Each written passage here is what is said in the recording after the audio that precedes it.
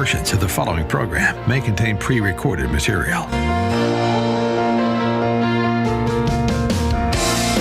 Morning glory, America. Bonjour, hi, Canada. I'm Hugh Hewitt from Studio North up in Maine, talking this hour. Honored to speak again with Dr. Henry Kissinger, Nobel laureate, former Secretary of State of the United States, author most recently of the book I have in my hands that you can see if you're watching on the Salem News Channel, Leadership, 6 Studies in World Strategy. It is a remarkable book. I can't recommend it highly enough, especially at this moment in history for the English who are listening, and the Brits, the 160,000 conservatives, are going to pick a new prime minister to lead their country in a matter of weeks. Dr. Kissinger, thank you for joining me today, and congratulations on leadership.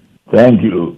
Good to talk to you. Thank you. It is really great to be able to talk to you about Margaret Thatcher and the other leaders profiled in your book, especially at a moment when Great Britain is picking a new leader.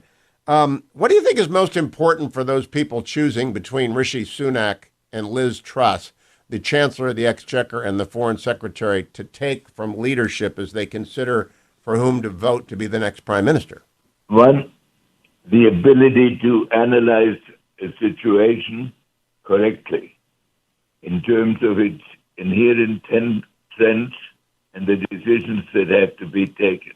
Second, to form a judgment and of the direction by which to take the country from where it is to where it needs to be.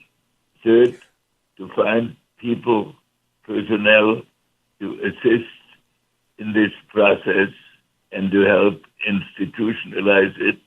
And fourth, to get a society to follow on such a course. Dr. Kissinger, I learned from the chapter on Thatcher, as I did on almost every page of Leadership, a new thing, many new things. I did not know about her press club speech in 1975, where she said that she had to turn away from pessimism. She was really intent on turning the West away from pessimism. And you also said of her that after Falklands and her steadfastness, quote, "We ceased to be a nation in retreat." Is that applicable to the United States right now, the need to do away with pessimism in the sense of being a nation in retreat? I think it's one of our most important issues. It's not so much of being in retreat, but not having faith in ourselves to be able to master the many challenges that are now in front of us and which are now global and not just regional as they were to some extent in the early period after the end of the Second World War.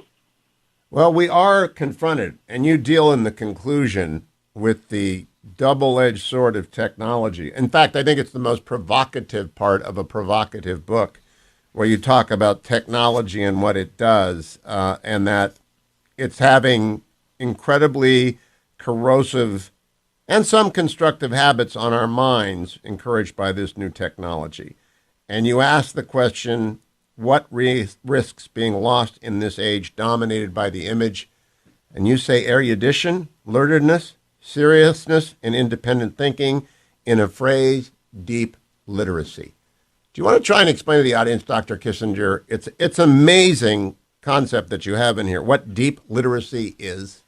When knowledge was transmitted mostly in writing and in books, it was important to train minds that they would get to the deeper levels, and that the first that sometimes crosses one's mind may not be the most applicable and the most accurate one.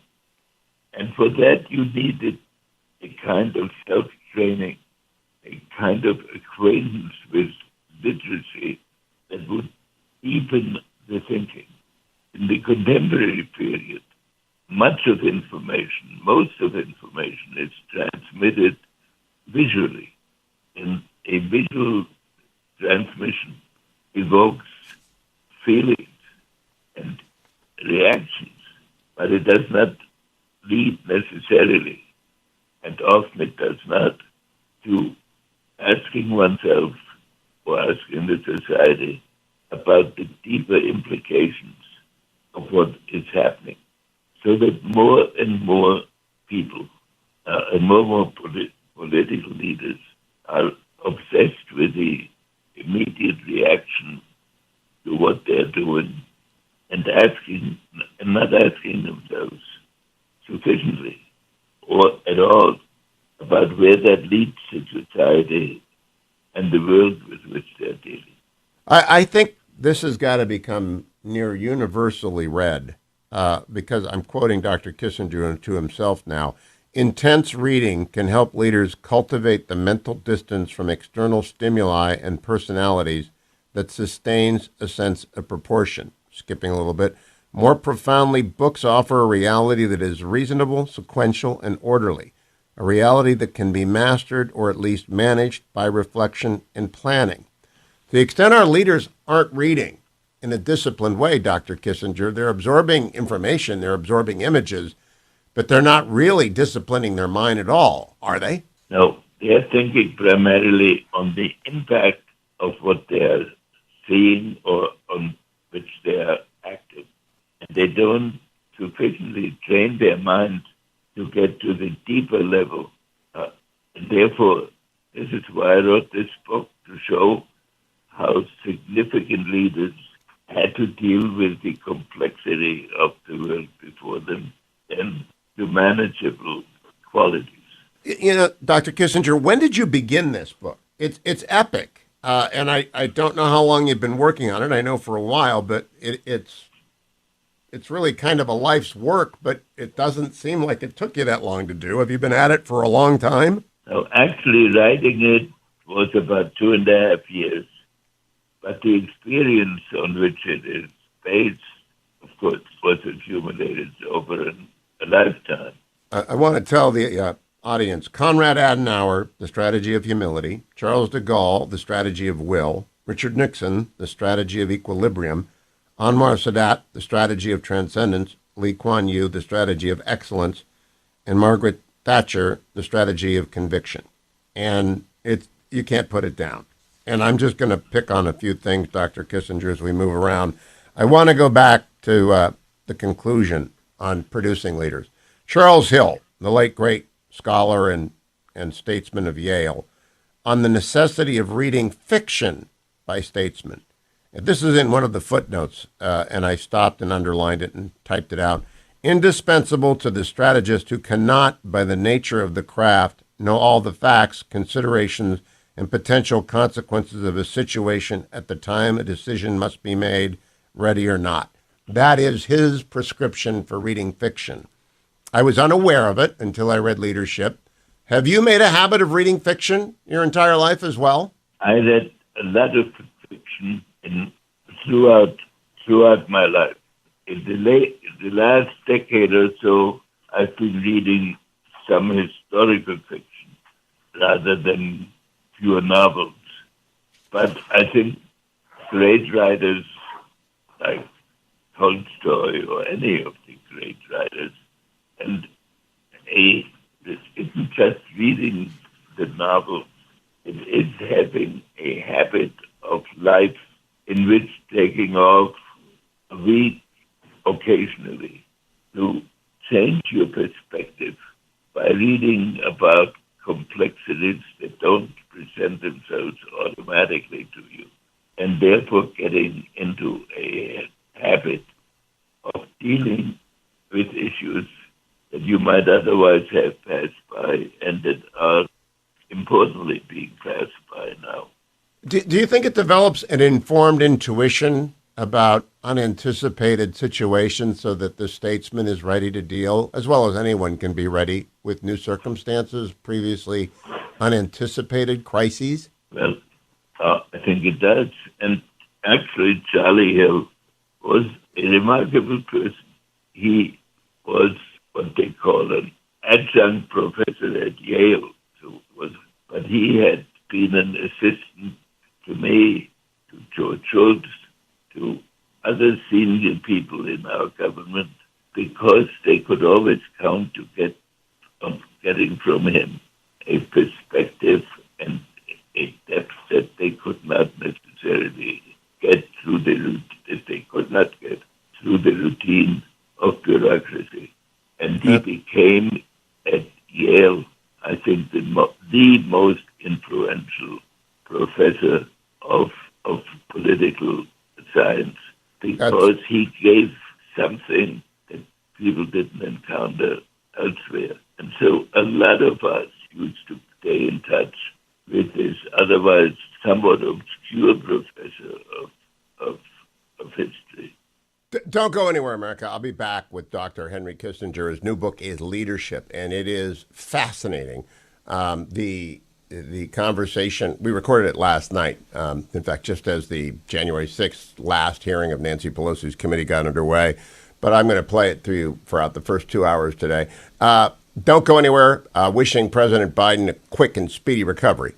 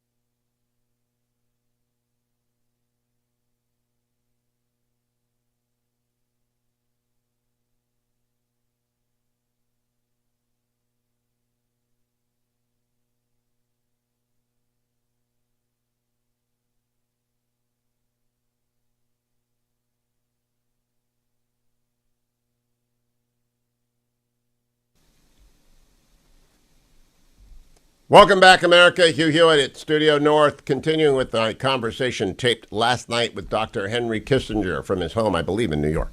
Well, it's obvious when you drop that footnote at the end that insight was, in your eyes, important to require.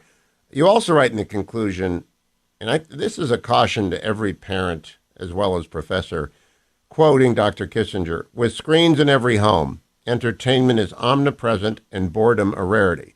More substantively, injustice visualized is more visceral than injustice described. Television played a crucial role in the American civil rights movement.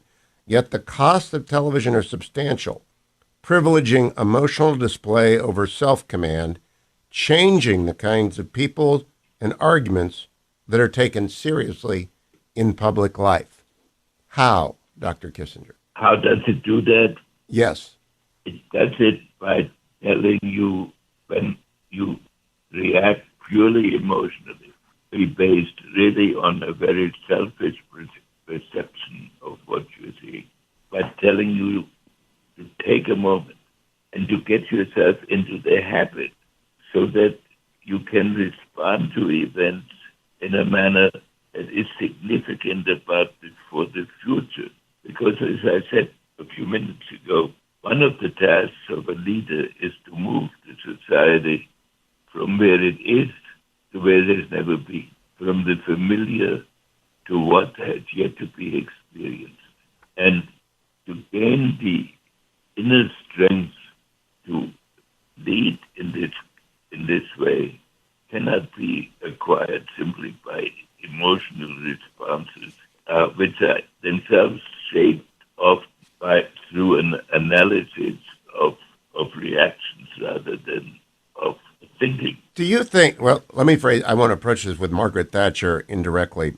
The most poignant of many poignant observations in leadership, I think, is on page 340. You're talking about former Prime Minister Harold Macmillan of Great Britain, who, as an officer in World War I, sent minor sons over the top, and you conclude he would not have had the heart to conduct the battle of economic endurance Margaret Thatcher was now waging. So it takes a bit of hardness of heart to accomplish the turning towards where the nation needs to go. I think that's what you're saying, Dr. Kissinger. That's what I'm saying. He said he agreed with the decisions that Margaret Thatcher had taken. But he also said that he had sent the fathers of these people that he was concerned about over the top in World War I. And so he would have had an emotional block to making a decision that he recognized that intellectually was important, which was to modernize the British coal industry, which had been the mainstay of its industry in the 19th century for the competitive world of the 20th century. And Margaret Thatcher was remote. I've looked for an adjective to think of because she was not unfeeling, but she had to look at what Britain needed in the future and ask for sacrifices at the moment. Well, she had the ability to endure. I don't know how to sum that up, but you write that during Falklands, she wept at night over her British sailors who died, over her British Marines who were killed, but she never would allow the public to glimpse that, Dr. Kissinger. Well, there was an occasion in which I'm describing, in which I had lunch with the Foreign Office and the various experts in the Foreign Office and former ministers were recommending certain concessions that Britain was supposed to make.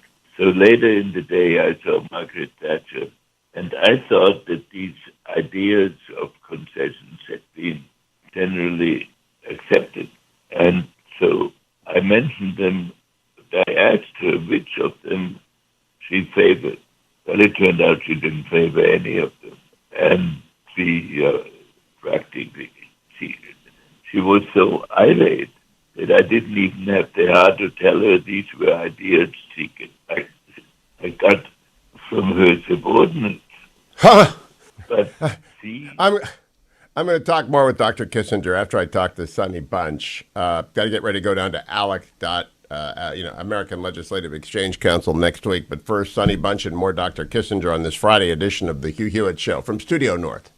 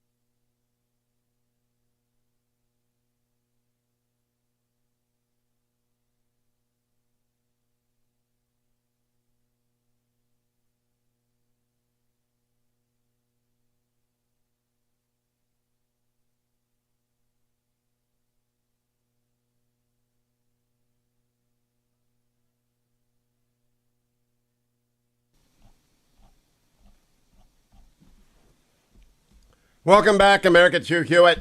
Takes a rare individual for me to interrupt my interview with Dr. Kissinger, which I taped last night. But Sonny Bunch is the Dr. Kissinger of movie reviewers, so I'm interrupting the interview, and I'll bring it back after the break. Sonny Bunch, as the Dr. Kissinger of movie reviewers, I want to know what you think of Mrs. Maisel Goes to Paris, because the fetching Mrs. Hewitt wants to go to Mrs. Maisel Goes to Paris. I stopped watching the Miss Maisel show in second or third season. It got a little bit boring. So I've not. You didn't see the movie. I have not. I don't have any strong thoughts on that. I'm sure my wife would love it because. We stopped watching it after about 3 episodes because I didn't care for it. But yeah. I'm hoping that the movie can remedy the problems of taking a movie and turning it into an 8-part. That happens a lot, doesn't it, Sonny? They take a movie and they turn it into an 8-part or 20-part series. Sure. No, I mean, this is streaming bloat. This is very standard, streaming bloat problem where you have a project that should be a movie and it gets turned into a TV show, or you have a project that should be a miniseries and gets turned into a 12-episode series or something. So reducing the season to a movie is always a smart move. I have one more question for you before we ask what you want to talk about. Lonesome Dove is some of the best television ever made, but I don't know that it's available yet on streaming anywhere. Are streamers going back through the old archives of the TV networks, or are the TV networks refusing to unlock them? So that's an interesting question. It depends on who owns the rights to what, right? So the old TV shows aren't all owned by the TV networks necessarily, right? Some of them were made by movie studios, some of them were made by independent producers. It just kind of depends on who has the rights to what. My basic understanding of the situation is that most of the if a studio owns a streaming service, they are trying to keep popular things for those services, right? So this is what happened with Peacock. The Peacock has The Office and I think some of the other NBC shows, right? Netflix paid through the nose to keep rights to Friends. I mean, something like $1 billion a year for the rights to Friends because it's so popular, because people watch it so much. That they wanted to make sure that they held on to that for as long as possible. But that will probably end up on NBC, if I had to guess. Peacock as well. So it just depends on the show. Now, the older archives, I would be willing to bet that the studios would be more willing to part with those because they're probably simply less popular. Just because. There's so many of them. They're very much a long tail phenomenon. But I don't. But some of them are awful, like Shogun, just absolutely awful. And then some are very good, like Lonesome Dove with Robert Duvall and Tommy Lee Jones. If you had a list of good ones to peddle, I would. I'd subscribe to that service just to watch the good ones. War and Remembrance was pretty good. It's interesting, and there are so many services too. So everything is out there somewhere in some form, usually. But all right, tell me what you want to talk about. What movie's on your mind? Well, speaking of streaming, I think I mentioned this briefly last week, but The Gray Man is hitting Netflix this weekend. So if you were not in one of the 400 movie theaters playing The Gray Man, it's on your TV now, and I'm sure tons and tons of people will watch it. It stars Ryan Gosling, and he is an undercover operative who is being hunted by another undercover operative who's played by Chris Evans. They are trying to uncover, secrets at the CIA, blah, blah. It is an almost aggressively generic action picture. And I say that not to be dismissive of it, just to describe it. It is. No, I've interviewed Mark Rainey a number of times on this show, the author of the original books of the series. And it is a well-done formula that many people do. Yeah, I mean, so I have heard from people who really like the books that this is, this takes everything that is good about the books and kind of grinds it down into the most generic form possible, you know. But look, here's the thing. When I say it's generic, that's not necessarily a huge negative. Right. Being generic is it's worse than it's better than being bad, right? It's better than being terrible. So I don't love this movie. I can't give it a huge recommendation, but it is very much in the Netflix. Here's a thing that you can watch while you're folding your socks mold of TV. You're not going to miss anything if you step away for a second, if you run over to the fridge and get a bite to eat and come back. It is that sort of picture. And I mean, the question is, you know, how is this how Netflix really wants to be spending its $200 million, right? Is this what the Russo brothers, who have, you know, grossed something like $11 billion making Marvel movies, want to do with their time and their talent and their money? I don't know. It's all kind of depressing because, again, you want to be depressed, Sonny? Read the Dr. Kissinger's conclusion to leadership, wherein he says images have captured the modern mind to the detriment of reason and anything approaching context, and that. You know, he doesn't quite do the Apple 1984 commercial, but it's close to it. And I talked to him about it last night. I mean, the guy's on top of everything at 99, talking about artificial intelligence and the ability of people to process multi-platforms of information so that the image now dominates all with a screen in every room. It's really a remarkable and very pessimistic view of things. Henry Kissinger, a pessimist? I find that hard to believe. Yeah. You would enjoy this book. So, Sonny, you got 3 more minutes. What else do you want to tell us about? Well, so the big movie that's out in theaters this weekend is Nope, which is the new movie I've from seen the Jordan trailer Peele. 1,000 times. Yeah.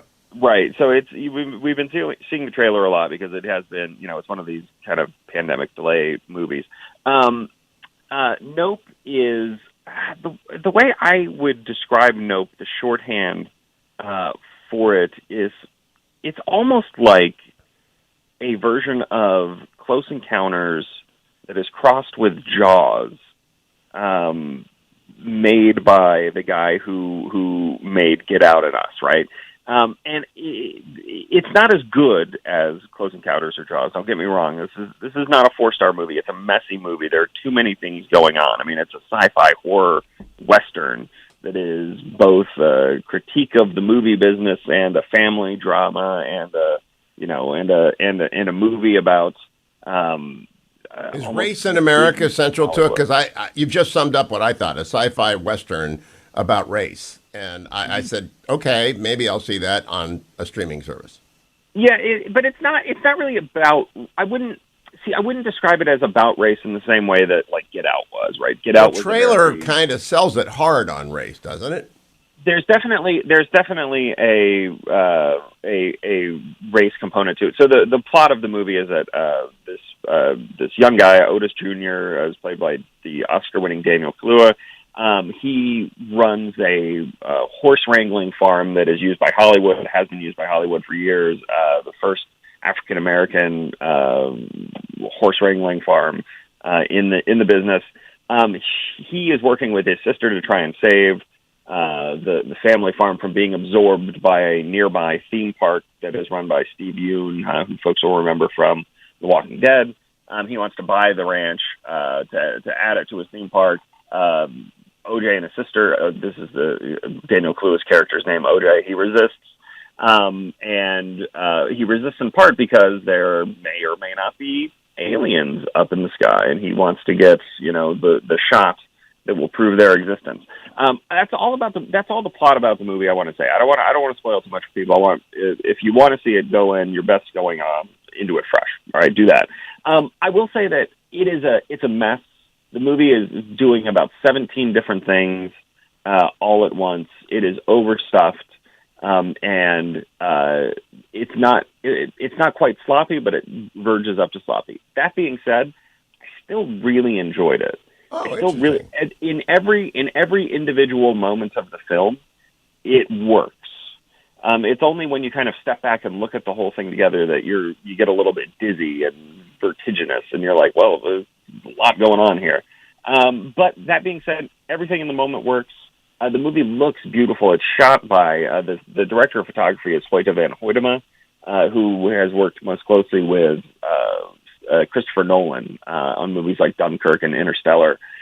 So the movie looks fantastic. So Sonny Bunch says yup to nope. I would say a qualified yes. I mean, it's definitely, again, it's not, I do not think it is as good as Get Out or Us. Us is one of the more terrifying and creepy movies of the last decade. Yes.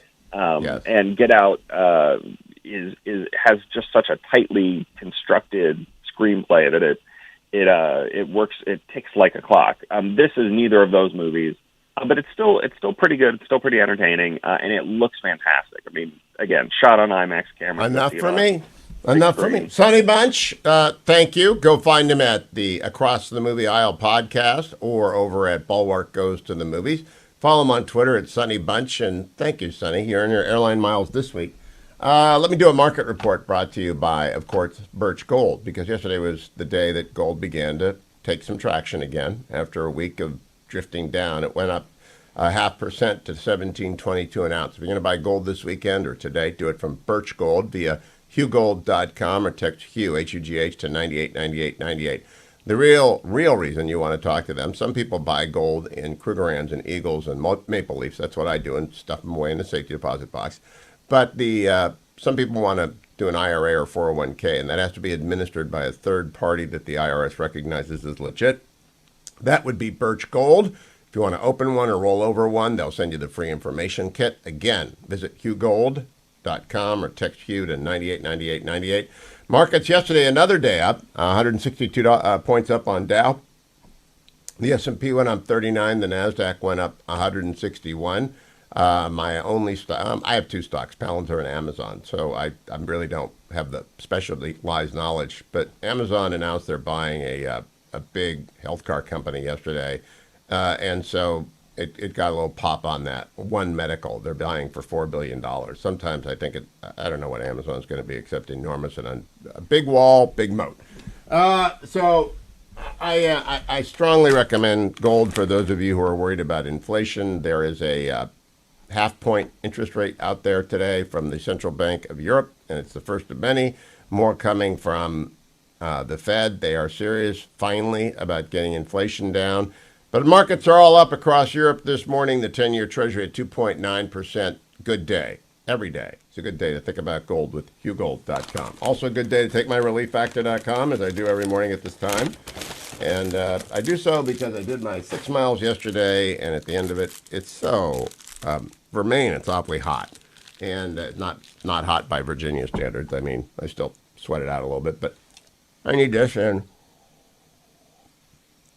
like Karen and Kirkman, resveratrol, and omega.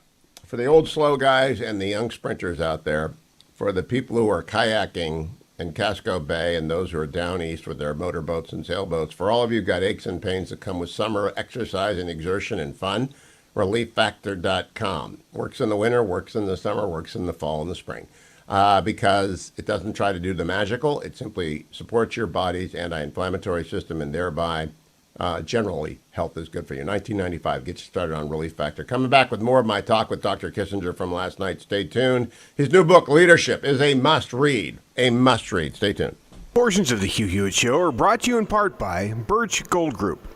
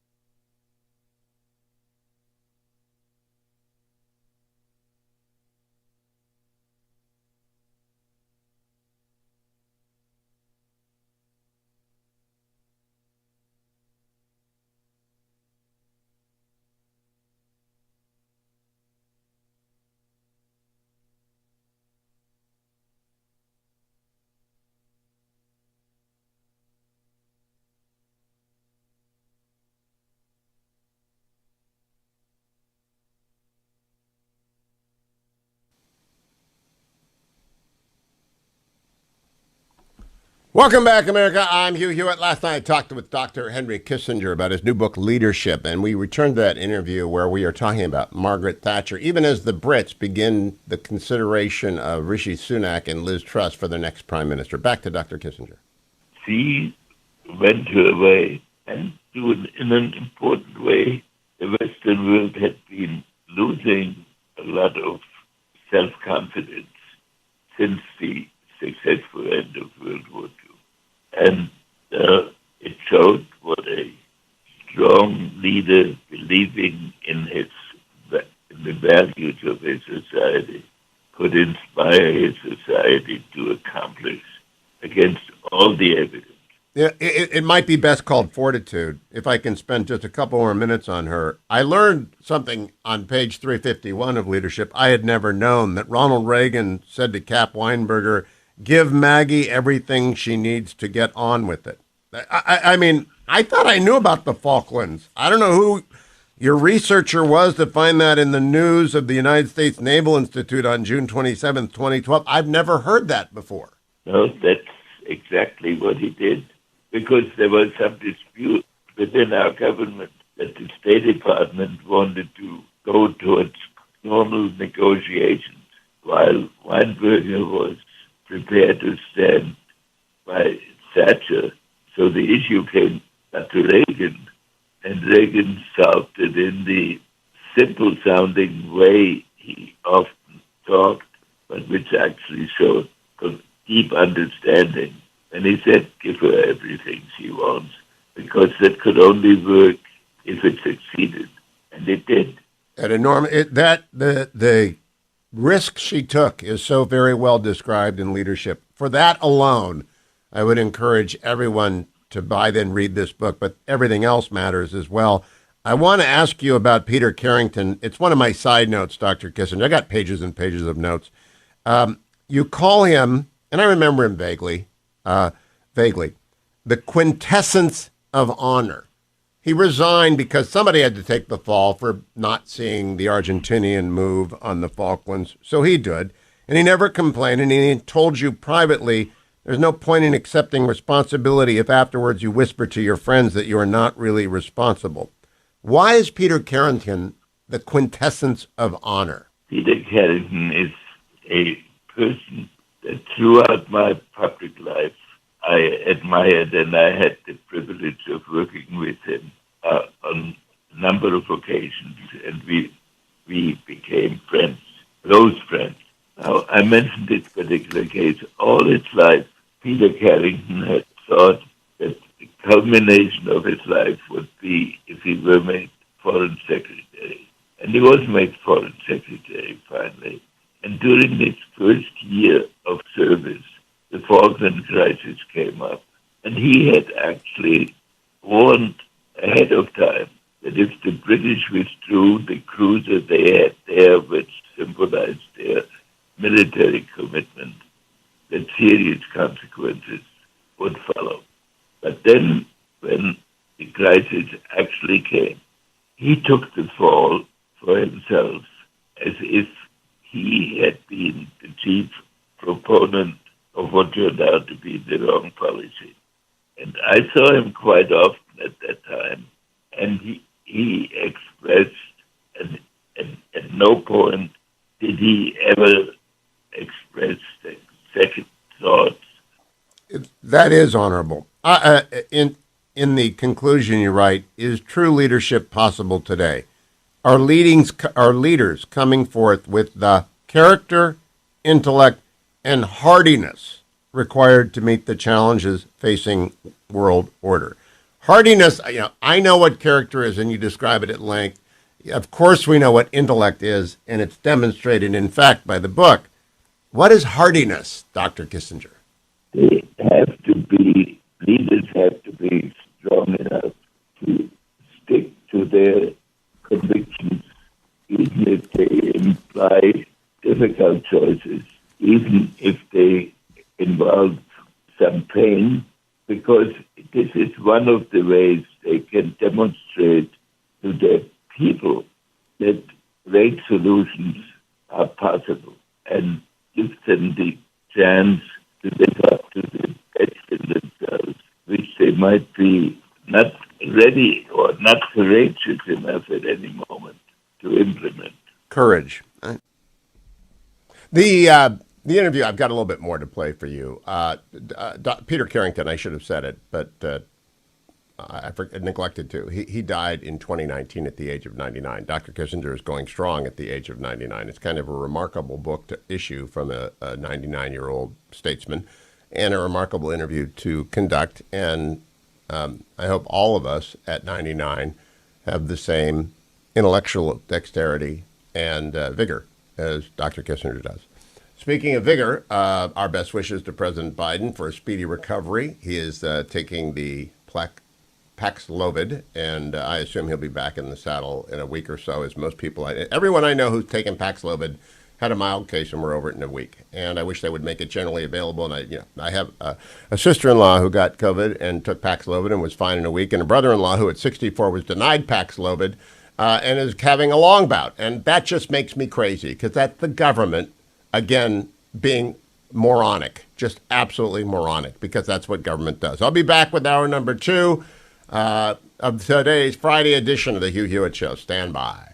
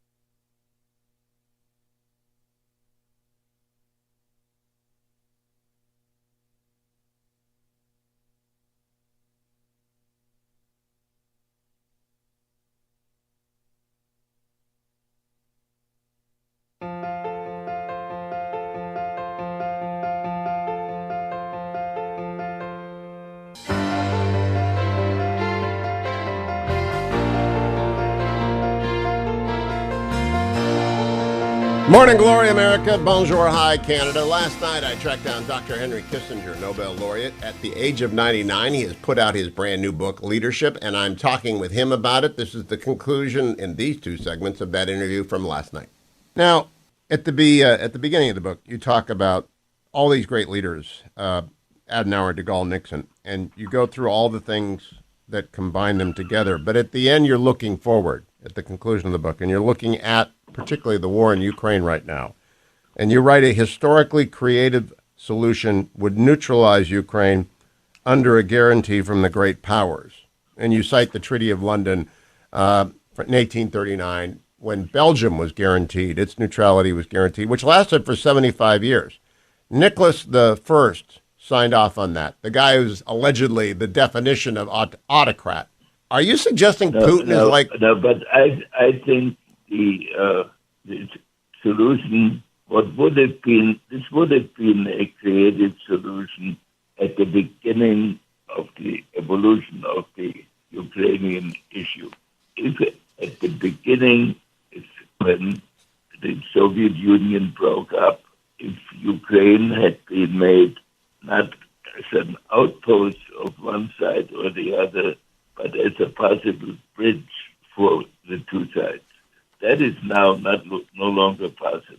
And by having missed that moment, now we're in a situation in which Russia has attacked a sovereign country that wanted to be part of the Western world.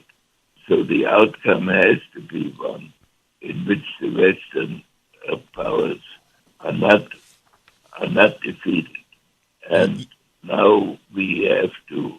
I don't think we should ever have got into that position. Well, you write in the conclusion that we ought never to drive China and Russia together. We have done so, haven't we? Well, yes. Now we are driving China and Russia together to considerable extent. Of course, Nixon, who was in a comfortable position of having two enemies to deal with in China and in Russia, decided to divide them and try to keep them divided. And that was the genius of his opening to China. It was. You write at the end about Margaret Thatcher and U.S.-China relations that she had to give up in Hong Kong in exchange for an imperfect deal, but it lasted 50 years, and you are not an optimist about which way it's going. Are there any, do you suspect there are any agreements with China now concerning Taiwan that will restrain the present government of China? I think there was an understanding that was reached, which was that China could assert that it wanted a one-China solution, but it could not pressure the United States to achieve it, and that the United States would show restraint in not recommending a two-power solution, so that there was some ambiguity in the phraseology. But if the Chinese attempt to solve the problem by force, then it cannot be, then the danger of war would become very great. But we should, our preference should be to avoid that situation, but also not to let Taiwan be taken over by force. Dr. Kissinger, the very succinct summary of the conundrum in which the world finds itself is in your conclusion. The conundrum is whether two different concepts of national government can exist peacefully, even cooperatively, side by side. Each thinks itself exceptional, but differently. The United States acts on the premise that its values are universally applicable and will ultimately be adopted everywhere. China expects that its civilizational uniqueness and impressive economic performance will inspire other societies to show deference to its priorities. Both the United States' missionary impulse and China's sense of cultural preeminence imply a kind of subordination to the other. The two nations are impinging, partly by momentum, importantly by design, on what the other had heretofore considered its core interests. There is no final resolution. That's realism, as starkly put as possible, Dr. Kissinger. How does that impact American policymakers? How ought it to impact the Chinese policymakers? The policymakers on both sides are facing an unprecedented situation in the world. That they now have a capacity to not only to destroy each other, to destroy civilization itself, the scope of the weapons, the power of the weapons, but even more the increasing knowledge one has acquired about the autonomy of institutions that can now be built makes a all-out conflict between high-tech countries suicidal. And this is a lesson that has to be taught and has to be understood before one drifts into a situation like the outbreak of World War I, in which none of the leaders at the conclusion would have ever made that decision if they had known what the world would look like at the end. We know what the world would look like. So we have now on both sides to understand this reality and therefore begin some discussion of how to prevent it. And we as Americans have, of course, not to let this drive us into pacifism, because we have to be strong in order to be able to implement this restraint. I agree, Dr. Kissinger, but I am a pessimist after reading this. When you meditated at the end of the book about the distribution of destructive technologies being very far advanced, and you're talking primarily of cyber and artificial intelligence and a sort of automated world war, one that's a limited war becomes a nuclear one through unintended or uncontrollable escalation. The human element is almost going to be gone, and non-nation state actors are going to possess the ability to oblige confrontation. I mean, I'm reminded of the late Dr. Krautheimer saying the reason we've never been contacted by an advanced civilization is anyone who gets too advanced destroys itself. Well, Krautheimer was a person I admired enormously and whom I met as frequently as I could learn from him. Do you think his realism on this point is prophetic? No. Realism, but it's you mean his perception of how very advanced civilizations have destroyed themselves? Yes. Oh, was it prophetic? Yes, I do. Oh. I think. You know, the ability to walk back from the destruction of World War II into an Eisenhower era of caution, it's not going to be possible again with automated intelligence, with artificial intelligence that is automatic. I don't know how we get out of this bind. Certainly we will need leaders, though. And I wanted to ask you, by the way. The only way we can walk back from that is to have leaders like Eisenhower at various points in his career, but that was just the beginning of the problem.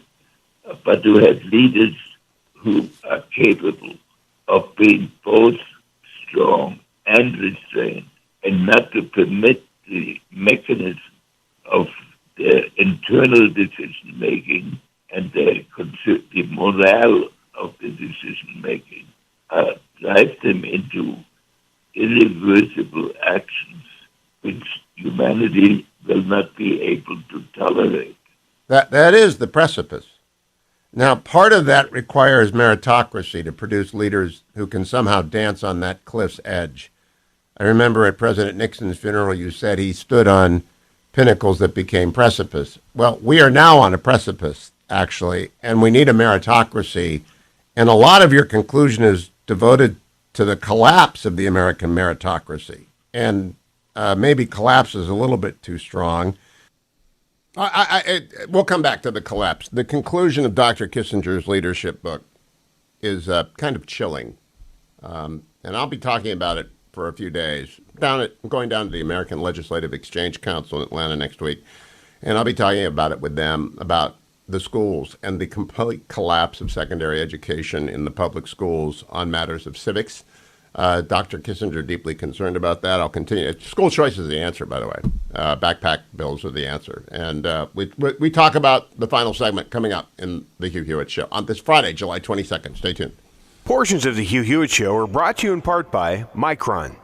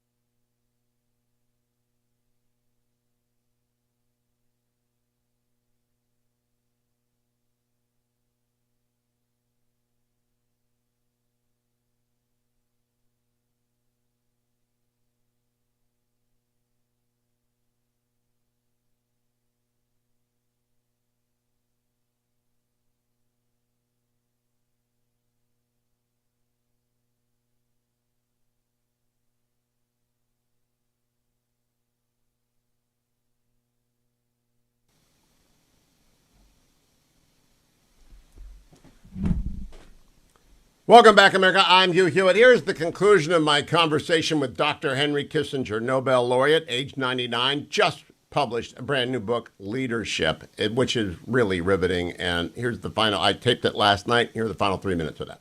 You write that the civic patriotism that once lent prestige to public service appears to have been outflanked by an identity-based factionalism and a competing cosmopolitanism. In America, a growing number of college graduates aspire to become globe-trotting corporate executives or professional activists. One cannot escape the sense that something is amiss when the relationship between the leadership class and much of the public is defined by mutual hostility and suspicion. I can't pretend to know how to get out of that bind, Dr. Kissinger. Do you? I cannot write a prescription that you can apply like a sort of a cookbook theory. But you have to hope that our people believe in their fundamental values and that in the process we will create standards that enable one to recognize great leaders when they emerge, which is not self-evident now. It is not self-evident. We cannot be resigned. It's the essence of leadership to believe in the possibility of what is necessary. Well, I'm tempted to end there, but I have to ask you a few more things about our mutual friend. He was your colleague, and he was my boss, President Nixon. He was, quote, unshakably convinced of the basic legitimacy of the American way of life, particularly the opportunities for social mobility as his own life personified. Do you believe the American leadership class still believes, unshakably as President Nixon did, in the legitimacy of our way of life? Not generally. I agree. How do we get that back? That is the duty of people who are concerned with this issue. In too many of the universities, these basic values are being defined as questionable and not as essential. I agree. I want to close with this. I'm so glad you used Alan Bloom's translation of Plato's Republic, because this book reads in part like The Closing of the American Mind. You also used Harvey Mansfield and Delba Winthrop's de Tocqueville. You didn't use Harvey Mansfield, Nathan Tarkow's translation of Machiavelli's Discourses. Side note, do you just use the translations that are handy, or do you have favorite translations? Well, I'm afraid I use handy translations. Okay. And are you friendly with Harvey Mansfield? Were you on the faculty together at Harvard at the same time?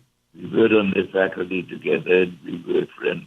So were you ever involved in the arguments by the students of Strauss about his legacy, Harvey on the East Coast, Harry Jaffa on the West Coast, or did you stay out of that argument? No, I was not involved, but I'm afraid I have to end this. Okay, I understand. If you let me call you tomorrow, I'll tell you why. I'm looking forward to that call today. I could have talked to him certainly it would have been far more beneficial than the Nancy Pelosi 1-6 hearing last night, which I simply think has been a kind of political homeopathy, though different people understand. And by the way, I do not subscribe to homeopathy, but it's the practice of using very tiny bits of that which ails you in order to cure that which ails you.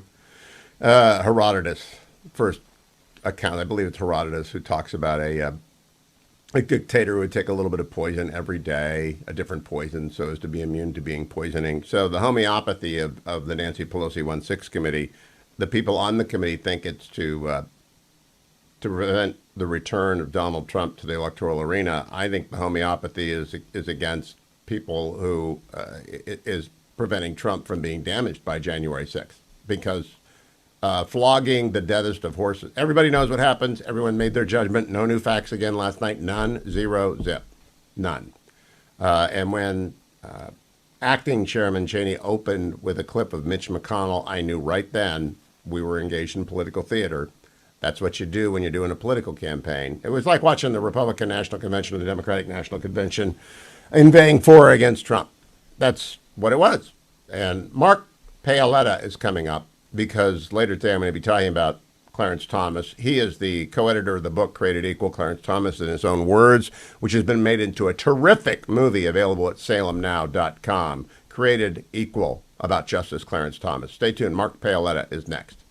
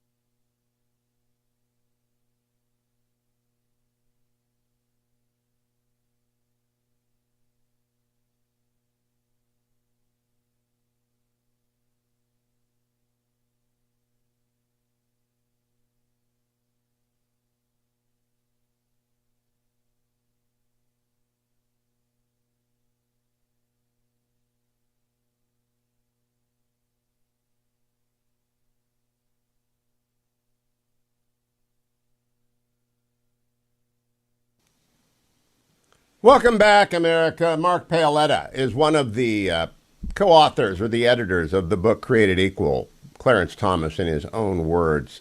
He joins me now because he's also involved with the brand new documentary Created Equal by the same title. It's over at salemnow.com. And it's very timely given that Justice Thomas's concurrence in Dobbs has created so much speculation about the future of contraception and gay marriage. I think that's silly, but nevertheless, Mark is here to talk about that. Good morning, Mark. How are you? Hey, Hugh. Thanks for having me on. It is great to have you on. Can you first remind the audience your role in the book and the movie Created Equal, both of which are about Justice Thomas? Sure. So the book, the movie was released in 2020. Michael Pack, filmmaker, I think he's been on your show, yes, made that movie. I helped out Michael. I was the person. I think I was on your show in 2016 after that horrible movie Confirmation by HBO, yes, which was another attack on Justice Thomas. I wanted to make a movie that was fair to Justice Thomas. That became Created Equal. Michael Pack was interested in making that film. I worked with him closely on it. I was the person who spoke with Justice Thomas about being interviewed by Michael Pack. It turned out to be this wonderful movie. Michael made that great decision, Michael Pack, to interview Justice Thomas for 25 hours, Hugh. One-on-one, and Ginny Thomas for 6 hours. And so, when you have a 2-hour movie, Created Equal, which was shown on PBS and in theaters, you're going to lose 90% of the interviews. So as I watched those interviews unfold and then making the movie and seeing Michael's various versions of it, cutting it down to 2 hours, you're just going to lose so many exchanges with Justice Thomas. So my idea was, let's put this, this longer interview together into a book. And that's what this is. So it's 95% new material from the movie, and it goes through Justice Thomas's life, his influences, his jurisprudence. It's a wonderful book, and it's, I think particularly, as you said, appropriate now and timely because of Justice Thomas's increasingly growing influence on the court, and he's been in the spotlight, and having people get to know him, much better than they do from the characters in the corporate media. And I got to disclose, Justice Thomas has been an acquaintance since 1986 when we worked together. He was chair of the EEOC and I was general counsel of the Office of Personnel Management in charge of the combined federal campaign. And Justice Thomas, then Director Thomas, ran the CFC in D.C., which is the largest CFC. And so he collaborated with me on the revisions of the regulations which govern that campaign. And so I got to see firsthand. He's visited Chapman Law School subsequent to that, and I did a great 2-hour interview with him on this show about his autobiography, which remains one of my all-time favorite interviews. But now, this is now out there, Created Equal, and it's better than anything before. And it's over at salemnow.com because it's highly concentrated Clarence, is what I call it. I call my podcast Highly Concentrated Hugh. This is Highly Concentrated Justice Thomas. And Mark, well done. Now, I wanted to ask you, I'm going to be on Washington Post Live later today with Jonathan Capehart and Eugene Robinson. We're going to be talking about the Dobbs decision. Now, I've read and reread the justice's concurrence in Dobbs. It is part of his long and usually lonely crusade against substantive due process jurisprudence, which, they're going to ask me to explain that in 1 minute. And, I have to teach 3 classes on that. What used to be, I've taught con law for 25 years. It's a branch of fundamental rights understanding. It's been controversial from the beginning. Some of it is settled. Some of it has never been settled, the abortion cases. And Justice Thomas in his concurrence, again, lays out what he believes. But I thought I'd let you explain it to me and the audience so I can then crib your notes and use it in the 9 o'clock interview for the Post. Sure. So in a short summary, Justice Thomas thinks that the word substantive due process is violence to the English language. Due process is a procedure, and that's what the Fifth Amendment and then ultimately the 14th Amendment were based on, was you can't deprive people of life, liberty, or property. And the left has read into this liberty notion that there are some sort of inherent rights that they've created, like abortion, like privacy. And Justice Thomas goes back, looks at the term liberty, which is really to restrain you from government interference, to prevent you from being restrained from government interference. So he, his view is, look, I don't have a personal view on these things. They're just not in the Constitution. I mean, I think that's at the end of the day what he's saying. And that's why he wrote a concurrence saying this line of cases, which, as you said, he's been writing on for 30 years, so it's no surprise, is just, wrong. And as he points out in his concurrence, you can mention this, Roger Taney used essentially, it was before the 14th Amendment, but he used a notion of substantive due process in the despicable Dred Scott decision, where he essentially said, so you can't pass a law that says if a slave escapes from the South and gets up to the North, he's free. That's what the law said. And Roger Taney said, oh, no, actually that slave owner has essentially a substantive due process right to one of the worst decisions in American history. But he invented a substantive due process right for slave owners. I think Clarence Thomas is saying, hey, you may like it when it accords with your views, but when you leave it up to 9 men to come up with new rights, you may not like it. And he starts off pointing out the Dred Scott decision. Now, Justice Scalia used to try and cabin substantive due process by saying you've got to find the right you're articulating under that aegis in long-settled, deeply held convictions of the West, and therefore marriage and the right to raise your children might fall under it. But that didn't work, right? It just overflowed the banks. It just continued to go on and on and on and on, eventually debuting in Obergefell as one of the 2 reasons put forward by Justice Kennedy for commanding same-sex marriage across the United States. Now, well, go ahead. I was going to say, I mean, and even in Roe, I mean, there was no right. When you're looking for that right in American history, it was a complete lie. And Roe v. Wade was based on a lie in terms of looking at the history and what was accepted. It was criminal at the time of the 14th Amendment abortion in America. And Alito goes to that whole survey. And so, right, that's what the justices have tried to do in sort of not looking hard and saying this is just wrong and using this little expanding notion of, okay, what was accepted back then? Justice Thomas is like, liberty meant freedom from government restraint. That's what it meant at the time. If you want to pass these laws, if you want to, if you want to amend the Constitution, have at it. But don't make up rights that are not there, because it distorts your Constitution, has impact that flows on many other things as you go forward. Now, in the concurrence, though, Mark, and again, I'm talking about, Mark knows the justice better than any other person who speaks about him on this show. And the movie Created Equal conveys that. He's a friend of the justice.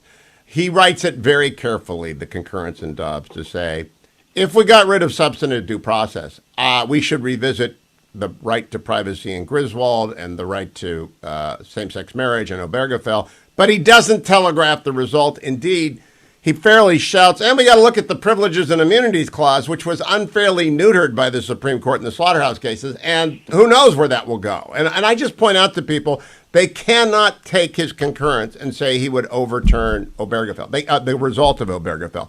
The stare decisis considerations for same-sex marriage and contraception are very different from the reliance considerations in Dobbs. Do you agree with me on that, Mark?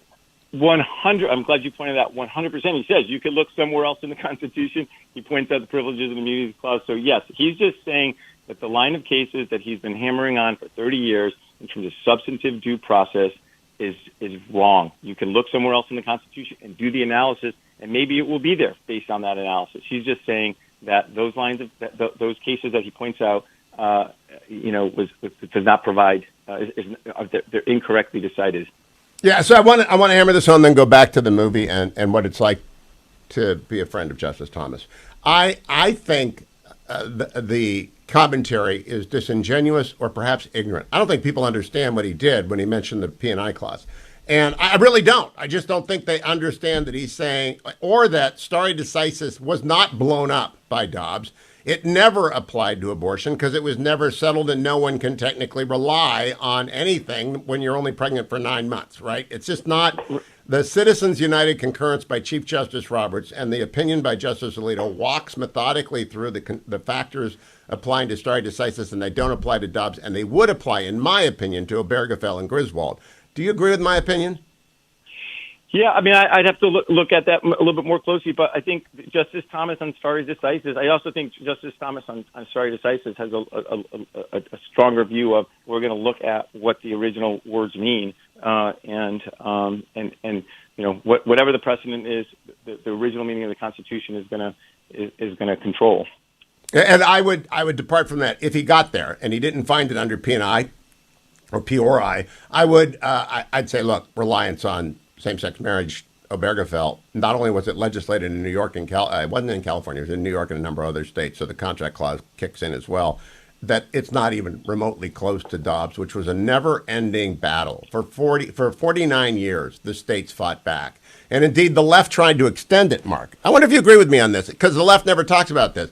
The, quote, settled law of Casey, the left threw it out on the late-term abortion. Oh, no, we were just kidding. And I said, well, that's not settled then. Right, I agree. All right, so in the 2 minutes left, I want people to watch Created Equal, Justice Thomas's own words. What's the best reason to do so, Mark?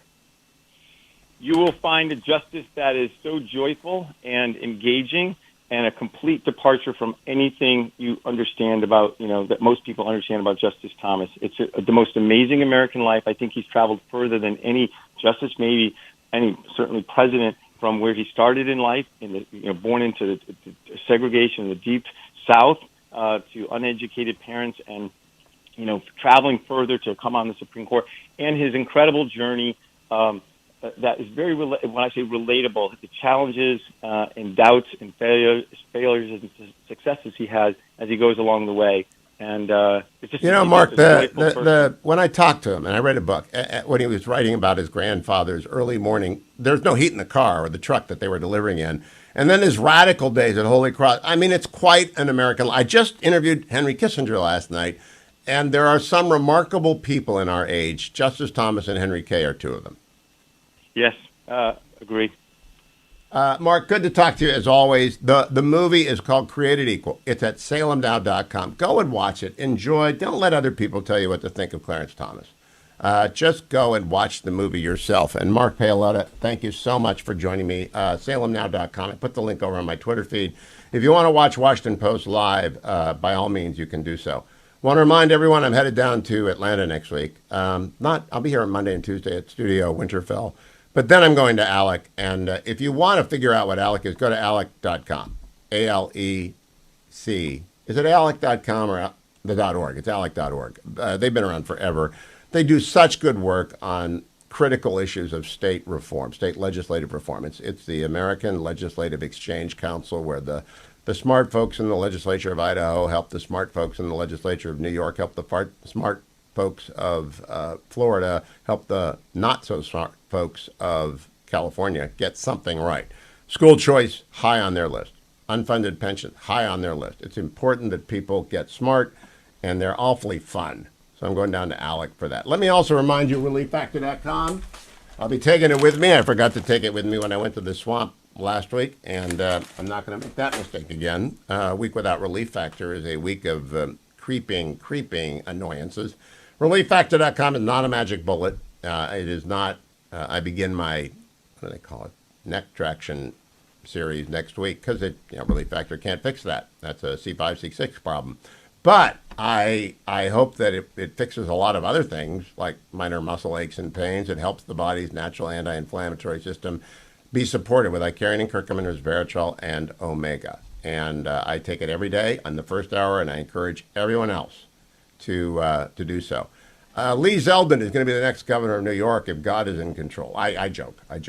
He should be the next governor of New York because New York needs a governor who is going to say no to the spender. He was attacked on stage last night with a knife, and the assailant was released on his own recognizance. I'll talk more about that after I talk with Tarzana Joe right after this. Stay tuned. It's the Friday edition of the Hugh Hewitt Show.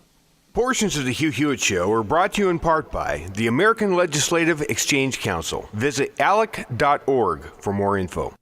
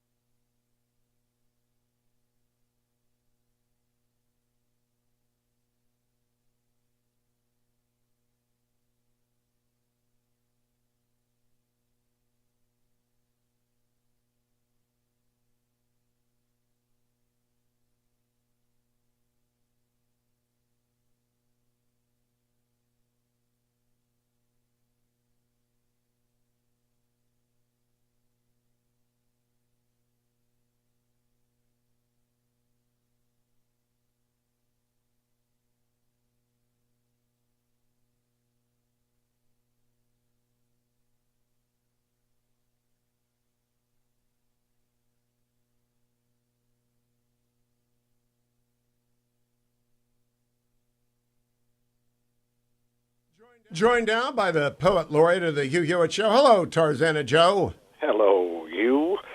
Bicoastal you. Someone has it out for me, you. But I have realized that a challenge in one area of your life can give you insight into others. Okay. I think that now I must be called most miserable of men, for I was hacked, and hacked once more, and I've been hacked again. Some fiend inserted in my posts vile text and nasty hack words. I feel as if before the world I have my pants on backwards. I called my IT guy, of course, and got the same old story. The problems with my site are mild and merely transitory. The money that I've paid this tool could build a nice annuity. You'd think that what I had to spend, I'd get less ambiguity. He started speaking jargon. I suspected some duplicity, and then he took offense when I demanded specificity. It struck me as he yammered on, and silently I swore. His story was familiar. Yes, I'd heard it all before. Our economic engine was a thing of wealth and power, but the flow's been interrupted with a blackout every hour. Budgets were abandoned, common sense deserted, and by those in high office, malware was inserted. This isn't a progression or some gradual decline. The catastrophic breakdown was accomplished by design. The situation's static and it cannot be improved unless the voters vote to have the viruses removed. That's economic hackery by Tarzana Joe. Oh, Joe, that's marvelous. You haven't been hacked again, have you? Yes. I had a client contact me directly and said, "Oh, by the way, on your I Want a Poem page, there's information about male enhancement, which has been added to your text." You know, Joe, So I would find a new. I've got Michael Witham over in Arizona. I got people to recommend for you can actually fix it. After you've been looted once, you kind of lock the door, right? Right. I have like 3 doors, just like Jack Benny's bank vault. But Yeah, you have got open windows though in the room Somewhere. with the 3 locked doors. I don't know what you're. who have I offended? You are a fine poet and not an IT guy. But if you have a poetry need, write Joe at TarzanaJoe.com. And he needs commissions right now because he's got to pay for his IT redo. I can't wait for the male enhancement poem next week. Yeah. It's all over the site. Every post from 2015. But a good group called the Site Lock, I was able to get it out of there. Oh, Joe. God bless you. TarzanaJoe at Reagan.com for all your poetry needs. I'm afraid to send you to TarzanaJoe.com. I don't know what you're going to find there, but... Well, if anybody finds anything unusual there, please let me know. And write to him for your poetry needs at TarzanaJoe at Reagan.com. Thank you, Joe. Thank you, Hugh. Yesterday, the Supreme Court heard in December a major immigration case. Just wanted to let you know, 5-4, the court has blocked U.S. Immigration and Customs Enforcement from implementing a new policy that Joe Biden wanted. The dissenters are Justices Sotomayor, Kagan, Coney Barrett, and Brown Jackson. And that is interesting to me, 5-4. But in any event, it's left in place and it's up on the December docket. Also, want to remind you, I don't know what's going to happen with the CHIPS Act. Micron.com is a sponsor of this show. They have made an eloquent argument for the CHIPS Act. Mr. Beard from that program came on to make the argument. I have been for the CHIPS Act since it was first introduced because 4 things the United States need. I've said it for years. Clean water, clean air, good food, and semiconductor chips. We used to make 37% of them in the world, so we would never be cut off, even if the world supply was troubled. We would have what we needed for national defense. We're down to 12% now. And we saw what happened when the supply chain got disrupted during COVID, and China could screw with us any day because if they attack Taiwan, which most of the semiconductors in the world flow out of, we will be screwed. We've got to onshore into the United States semiconductor chip production, as well as incentivizing design to the next gen. As I talked with Dr. Kissinger last night, artificial intelligence is real. It's here.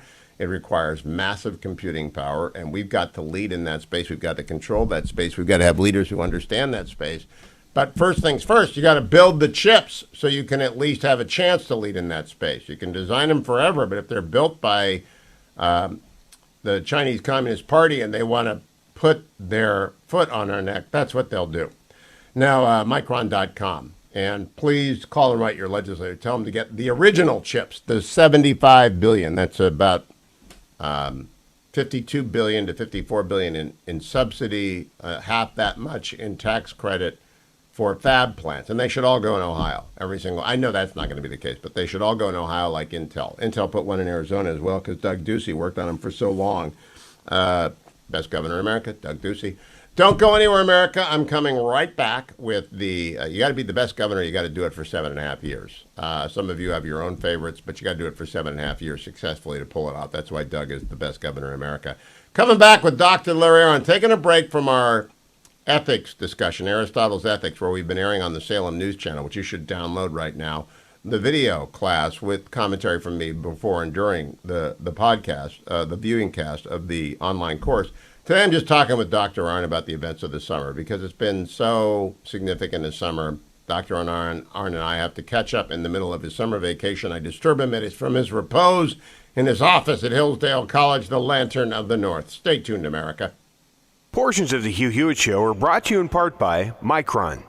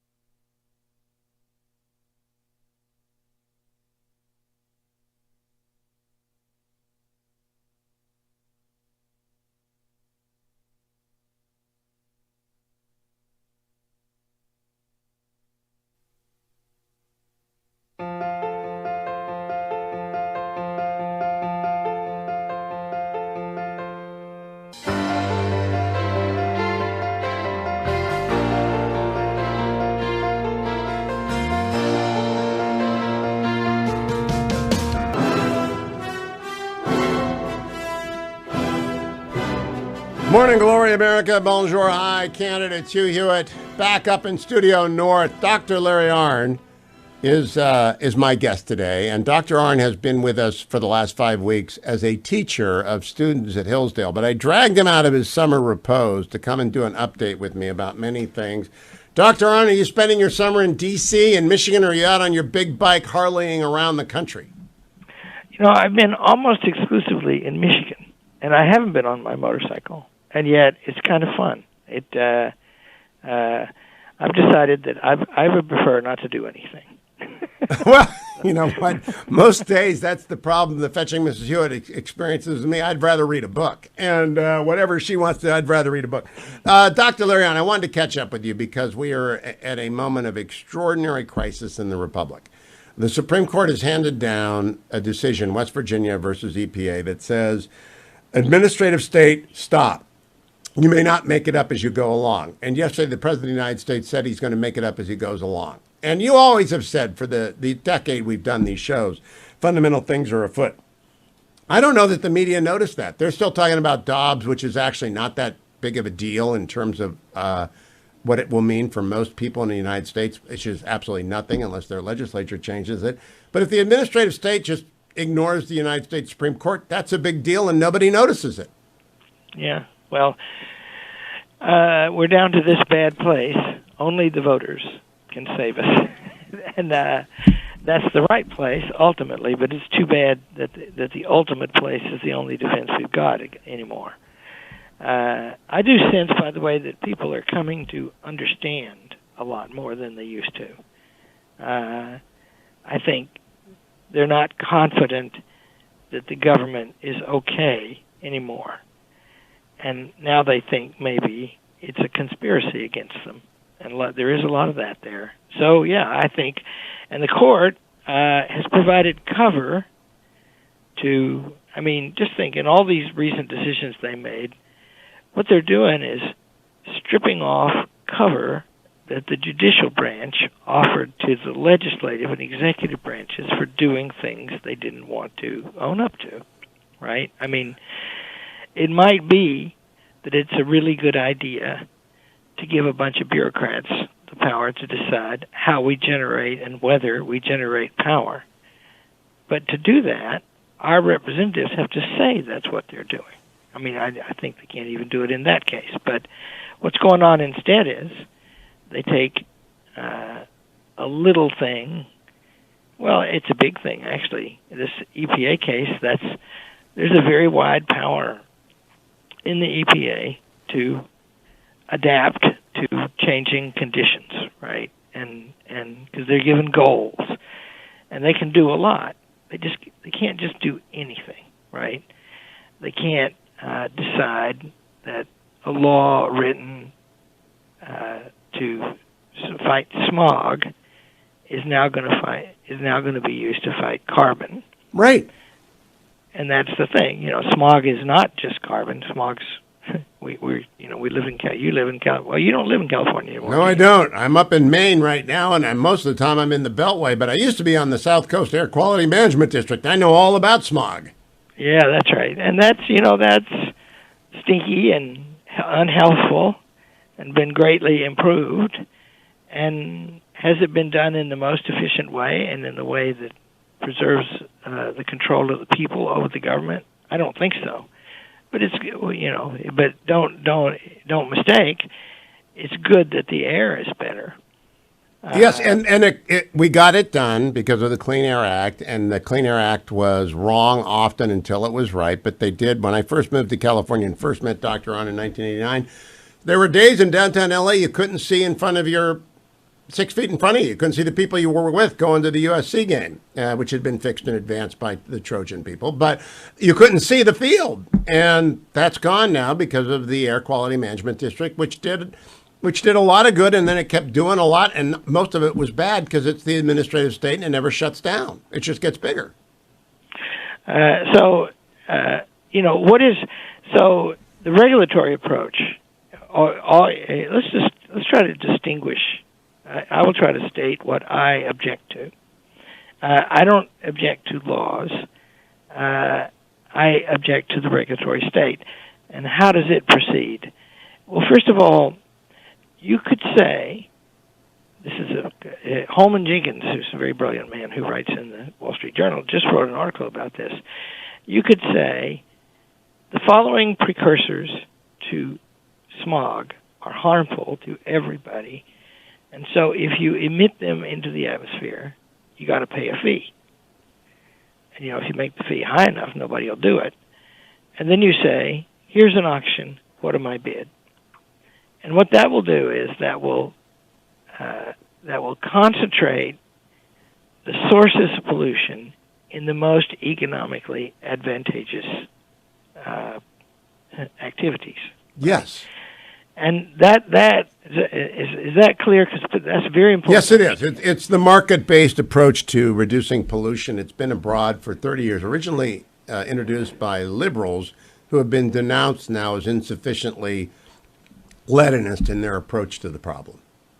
And there you go. And that now the alternative approach is the one they use mostly back, at least when back when I had the misfortune of paying attention to them.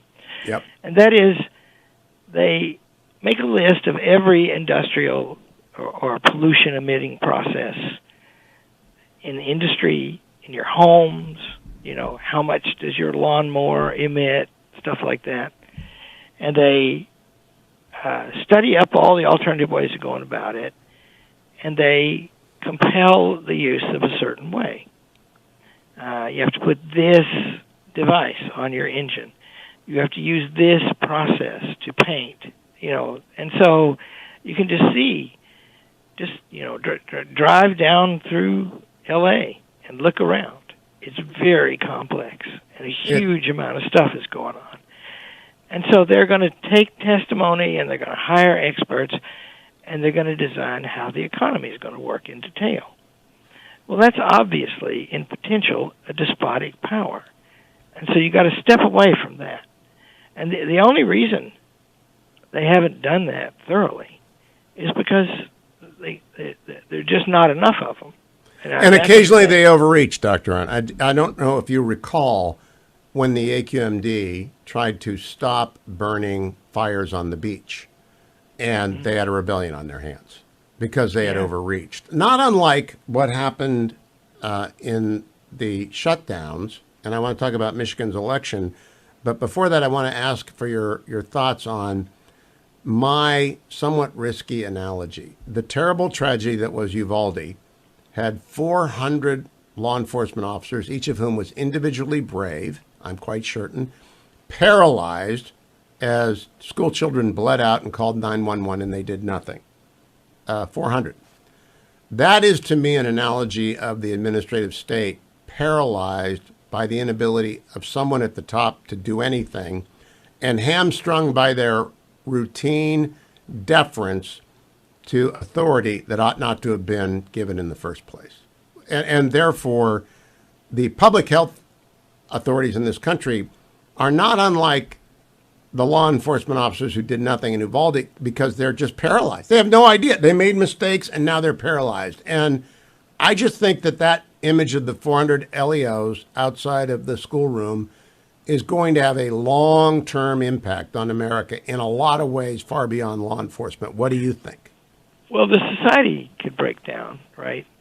I've been telling a story lately. I once went to an economics conference in Guatemala, and the people who worked the registration and stuff like that, they were college kids, and they were very attractive. I liked them. And so I gathered about 8 of them and took them out to dinner. And we had this great, long talk. And, to them, the United States was a magical place. And they just manifested that, wanted to talk about it. And I said, why is it a magical place? And they said, everything works. Right? Now, does everything still work? And What year was that conference? that was in 2008, something like that. Everything works. Everything Wow. works, and see, they're living in a world where things don't work, right? Nothing the bus works. is Yeah, not on time if it comes at all, and all of Water that, is right? dirty. If it runs at all, the power comes on when it feels like it. Yeah. And see that. Now, compare that, by the way.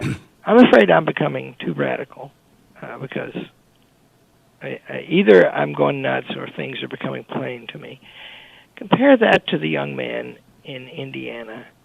Ohio, where was it? Where was the shopping Indiana, mall? Greenwood Mall, Indiana. 15 seconds to respond. Hold that thought, that Dr. guy, Arnn. Hold He that didn't thought. have any trouble making up his mind, did he? He did not. And that is a great salve. That is a great reminder that there are people like him everywhere. Don't go anywhere, America. I'm Hugh Hewitt. Dr. Larry Arnn is with us. Hillsdale.edu is where you find everything Hillsdale. And we'll continue our ethics course next week. This is our break for current events with Dr. Arnn. I'm Hugh Hewitt. Stay with us.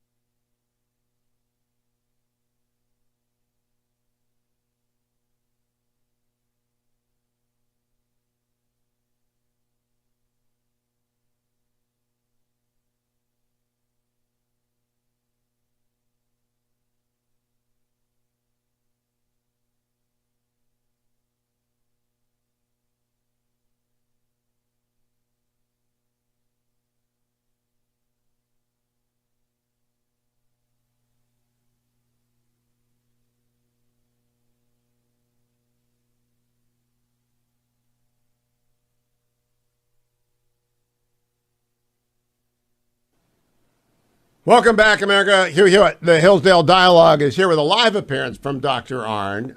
It's midsummer. I wanted to catch up on some current events with Dr. Arnn for the Hillsdale Dialogue. We will return to the ethics next week. Hero Eli.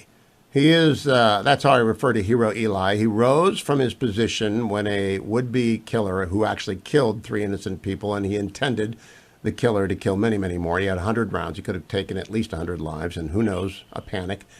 And Hero Eli rose from his place, took out his constitutionally carried concealed weapon, fired 10 shots, 8 of which hit the target from a considerable distance, killing him. He's a hero. What do you draw from that, Dr. Arnn? Well, the key thing, I think one of the tests for the American people going through this crisis and determinative of whether we can get it right is we have to understand how America used to work again. And my favorite description of it is in Democracy in America by Tocqueville.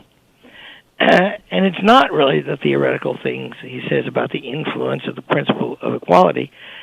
What's cool is he describes how things actually work in townships, where most people live and are governed and govern themselves. And he says that in Europe, if we see a public official, we think of him as a force. In America, we think of him as a right. In other words, that fellow works for us. Yep. Right? And he said, and because of that, he says, when Americans see a public need, they never apply to anyone in the government to fix it. Instead, they form a committee and appoint themselves the head of it and go to work. No doubt this is not as efficient as a bureaucratic system, but it can get so much more done. And the people learn how to govern themselves. So, one of my, here in Hillsdale, Michigan, it's a beautiful little town. The fact that it gets cold in the winter keeps out the riffraff. And Cold is an understatement, but go ahead. It's not cold. I mean, it's not really cold. Anyway, it's a low crime area. There's some crime here. And I am a constant force in the town to deputize volunteers to help the cops. And I always say, the chief of police is a good guy. I know him. I like him a lot, too. And I always say to him, and he's a little hesitant about this because there's liability and all that stuff, but I always say it's very important that these people not be paid, right? They have to train. They have to meet standards. You can train them. He said once, well, it costs us money to train people. I said, good, I'll pay for it. So yeah. And they have expanded their reserve officer force some because of this thing, right? In other words, what if everybody is in charge of enforcing the law? And then what Tocqueville says is that makes a change in a person. Yes. Because now they're civically responsible. That's why this exclusion from parents from schools is so offensive and dangerous. You know what, Larry? The fetching Mrs. Hewitt asked me the other day, when I'm finally retired, I mean retired, I'm no longer teaching at Chapman, I'm no longer doing this, what do I want to do? And I said, well, at that point, I will find a high school who will have me and I will coach the speech and debate team. And then we talked about it, and it occurred to both of us, they might not let me because I won't be credentialed and I might not be an employee and I won't be allowed to volunteer. It never occurred to me that wouldn't be possible. But what you've just articulated, the natural reluctance of a law enforcement officer to have volunteers, that is throughout the public school system. They don't want the parents in. They don't want people to watch. And see that, now let's think about our Aristotle since it's fresh in our minds, right?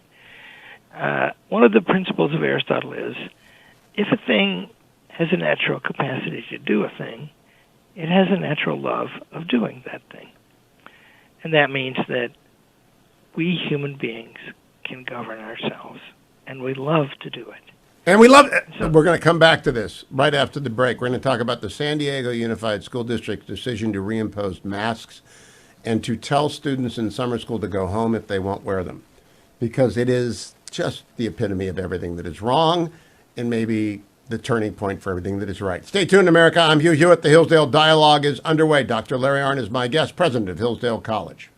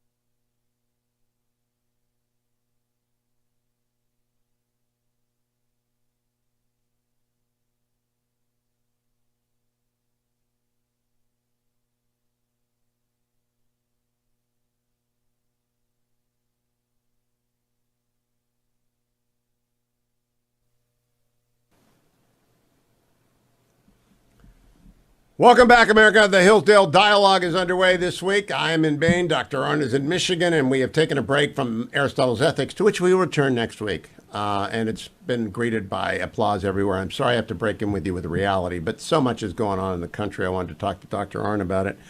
And Dr. Arnn, a small thing that is big is that the San Diego Unified School District, which I know somewhat well, my boys, when they were young, would go down there and play water polo against La Jolla High School and things like that. It's a fine school district gone wrong. They reimposed this week, by order of their board, that students put their masks back on, and if they didn't want to, they could just go home and they could learn on Zoom. And there's no indication whether they intend to do this in the fall. It appears that they are driven by a metric that they blame the CDC for. It's the most absurd thing I've seen in a long time. It's absolutely stone cold stupid. There is no excuse anymore. A lot of people made a lot of mistakes, especially in your state of Michigan, and we'll have a governor's election on that. I hope it's a referendum on Governor Whitmer's administration of this. But what do you make of school districts today when there is no case for masking of children, none, with this variant? There is no level of risk greater than any other. Getting on the highway, driving to school is riskier than COVID in San Diego. What do you think is going on there? Well, if institutions lose their discipline, it might be because they've forgotten their purpose, right? We've been reading Aristotle, right? Every action, every choice, every inquiry seems to aim at some good, and therefore has been beautifully said that the good is that for which all things aim. What is the good that we're after in the schools? Students should learn and grow. And if their faces are covered up, they won't do it as well. And that's not debatable. That is not debatable. You don't need a study, right? It's just, just look and think for a minute, right? And so you shouldn't do that unless you must. And, there is no study that says that, who cares about the studies? But there's no study that says that school children wearing masks has any noticeable effect.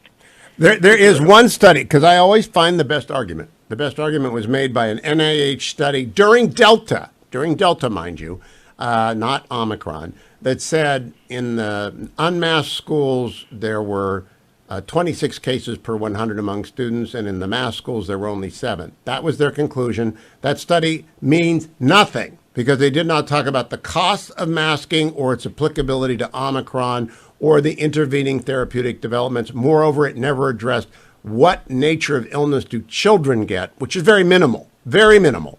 And there is no argument for masks in school. None, zero, zip. It's an incoherent argument, but they're doing it, Larry Arnn. Yeah. Why in the world are they doing it? Well, because they can, and because compliance is satisfying to those who command it. I think there's a spirit in there, right?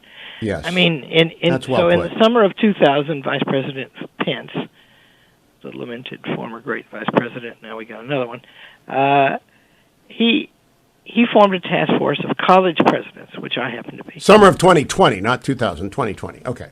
2020, yeah. And the subject we were to talk about was going back to school. And I had been working urgently on that question. And, there were 14 college presidents counting me, and every one of them except me, every time I was asking to go back to school, stated a need for money from the government. And I didn't. And he said, wow. Are you thinking about having in-person classes in the fall? And I said, no, sir, I'm not. He said, you're not thinking about it. And I said, no, it's August 23rd, and if anybody tries to stop us, we're going to sue them. And, that was like a rude thing to say at a party. But he liked it.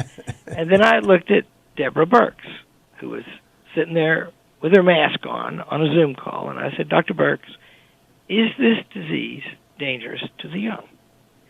And I was waiting for her to give me a thesis. All she said was, no. Ah!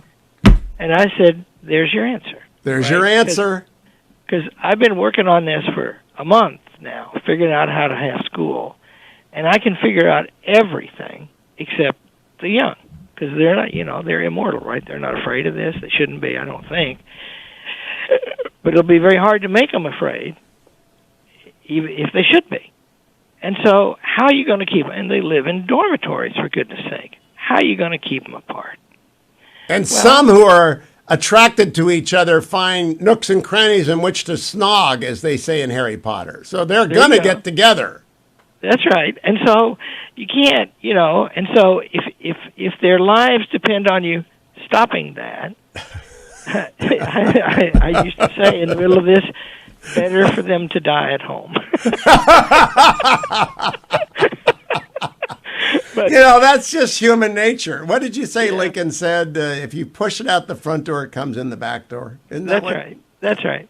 And see, they're not, and but once you know, and so then I just added one other device, and that is, I decided not to try to figure out who's vulnerable and who's not. I just said anybody who feels vulnerable. This is entirely subjective status. You may work or study from home. Yes. And San Diego Unified School District could do that, and I would never have mentioned them on my show instead of berating them for a week. We have these medical doctors from a fancy place. I won't say it on the radio. It's one of the great medical institutions in America. And there's a bunch of really great guys there and girls, and they work in this place, and their kids come to Hillsdale College. And this place was very conservative about the virus. And so he said, I'm kind of worried about your policies. And I said, yeah, me too. And he said, I don't want my daughter to come back.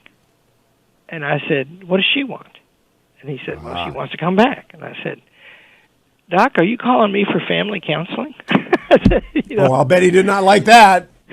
Well, he's a good guy. He wasn't upset with me. But, she is the one student who stayed home for a semester. And he made her do that. And he said to me, if I do that, she's going to have a grievance against me for years. And I said, yeah, I'm confident you're correct about that. And she does. She does. But and see, we had the NCAA, the worst organization in America, except maybe the federal I'm going to government. make an argument with you that Yale University is displaced, but go ahead. Yeah, okay. Well, there's The competition the totem is pole fierce. of evil is crowded at the top. The competition is fierce for worst organization in America. Yeah. Anyway, the NCAA makes you test your players. And so we had, I wouldn't have tested them.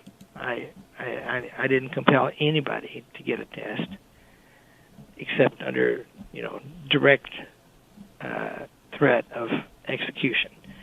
And so most of our cases that we know of are among athletes, and they are very many, right? I mean, we had hundreds of cases, and nobody was hurt. Right? And that was the overwhelming likelihood. Now, somebody might have died. Of course, somebody might have died. But the point is, shall I inflict the direct and definite harm of disrupting their college education on a small chance, which is also, by the way, very difficult to quantify, that they will be harmed? And our parents here, they're like Spartan mothers and dads, right? So once somebody said at a parents' weekend meeting, there are 900 parents in the room, I'm talking to them, and they were so proud of the college for having school. And somebody said, a mother said, aren't you worried that one of them will die? And I said, yeah, of course I am. And, it's safer for me to keep them home. That's it. But for whom does my authority exist?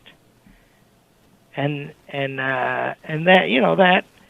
So and then toward the end I said, anyway, just remember the great rule: if one of them dies, we can get more. Well, and I want to go backwards though. It's safer for you. It would have been safer for you to go to the Pence meeting and ask for more money. It would have been safer for you not to quarrel with the NCAA. It would have been safer for you never to quarrel with the government of Michigan at any level. safe wins for people who are more concerned about themselves than others, or more concerned about their own career than their mission.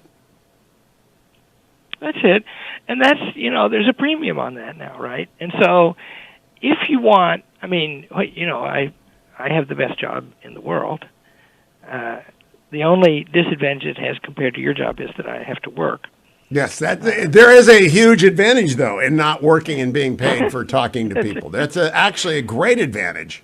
Yeah, that's right. So you may have the best job. But what's great about the job? Well, first of all, it's an inspiring thing to undertake, right? It's a wonderful thing to do, and a hard thing to do, and an ennobling thing to do, right? And the second thing is, at Hillsdale College, by the grace of God, we get to do it.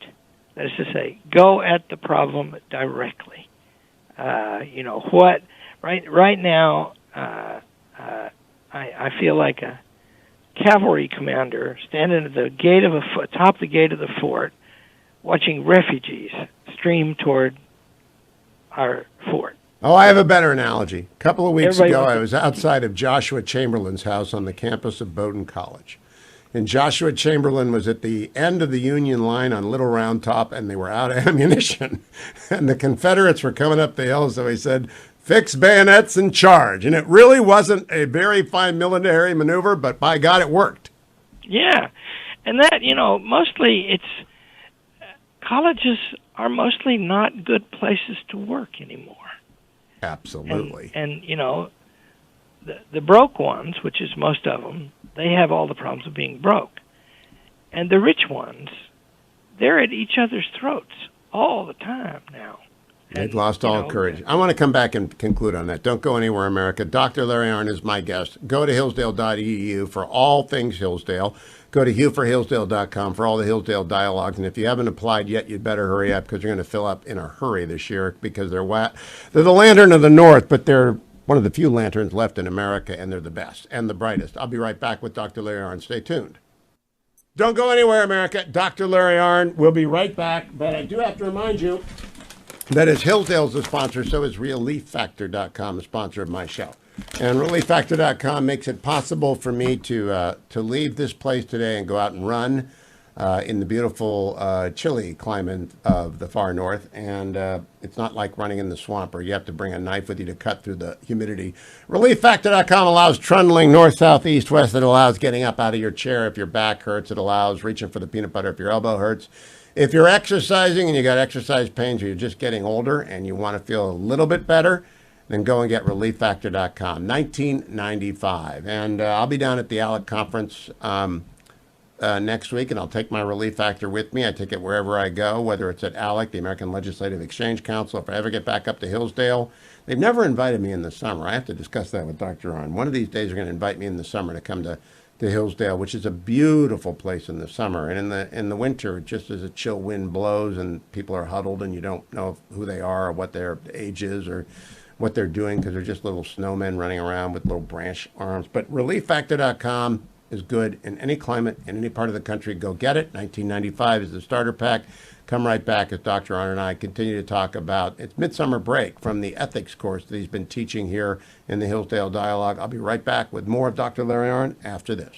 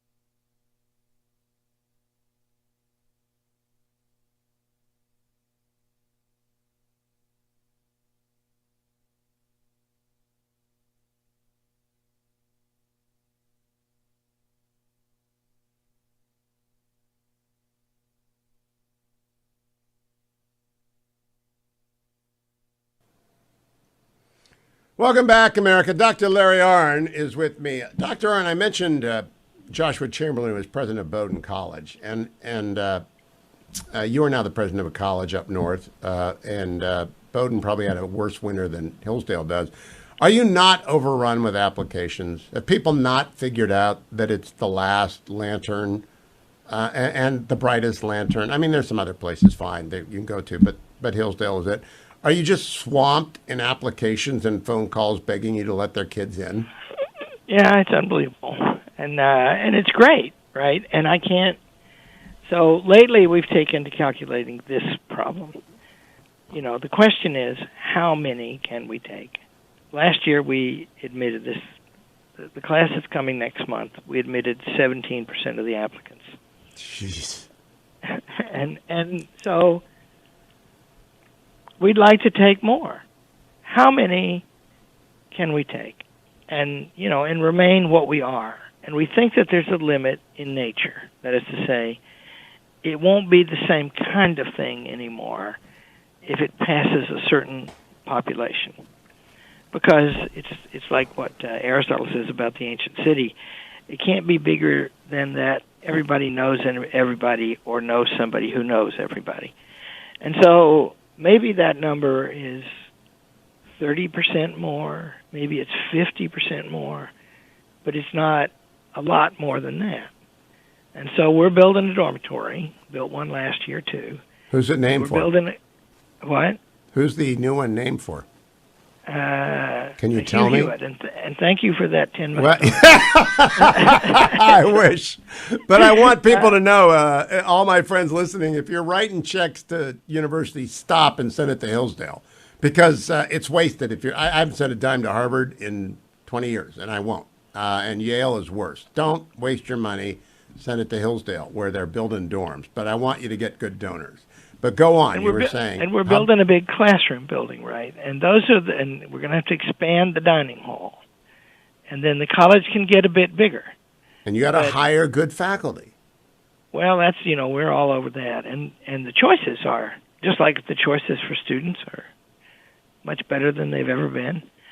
The choices for faculty members. I mean, there's a great guy, I won't say his name, but he teaches at a fancy East Coast university.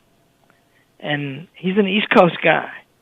And he wrote me a thank you letter. We gave him dinner. He's got a lot of friends here.